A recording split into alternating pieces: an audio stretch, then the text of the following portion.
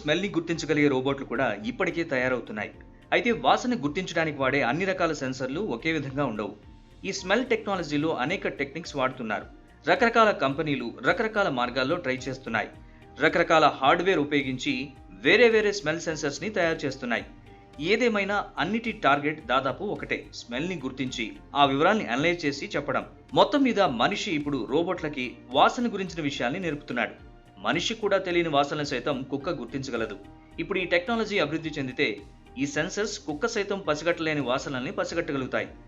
Alpha MOs లాంటి సంస్థలు మంచి స్మెల్ సెన్సర్స్ ని తయారు చేస్తున్నాయి.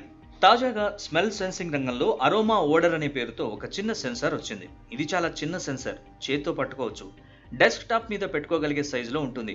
అందులో ఒక చిన్న చిప్ మాత్రమే ఉంటుంది. అయితే దీని సామర్థ్యం ఎక్కువ, వాసనని ఎంతో బాగా డిటెక్ట్ చేయగలుగుతుంది.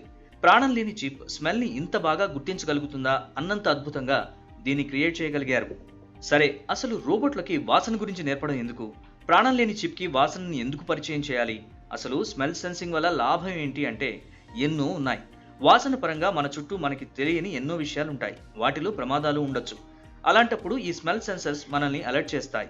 ఫర్ ఎగ్జాంపుల్, పేలుడు పదార్థాలు, పాడైపోయిన మందులు, విషవాయువుని విడుదల చేసే పదార్థాలు, ఇలా అన్నింటినీ ఈ సెన్సర్స్ గుర్తించగలుగుతాయి.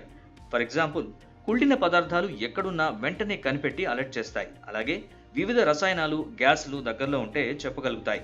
ఇక వాతావరణ పరంగా చూస్తే ఎయిర్ క్వాలిటీ విషయంలో ఇవి ఎంతో హెల్ప్ చేస్తాయి. మన చుట్టూ గాలిలో నాణ్యత తగ్గితే, కాలుష్యం పెరిగితే చెక్ చేసి వెంటనే చెప్పేస్తుంది సెన్సర్ చిప్. మనుషుల కంటే బాగా వాసనల్ని పసిగట్టడం వల్ల పరిసరాల్లో మార్పుల్ని గుర్తించి ముందు జాగ్రత్తలు తీసుకోవడానికి ఈ స్మెల్ సెన్సర్స్ ఉపయోగపడతాయి. ఫర్ ఎగ్జాంపుల్, మెడికల్ సెంటర్స్ లోను లేదా ఇన్ఫెక్షన్ వచ్చిన ప్రదేశాల్లో ఈ సెన్సర్స్ మనకి ఎంతగానో ప్రయోజనం కలిగిస్తాయి, రోగాల నుంచి కాపాడతాయి.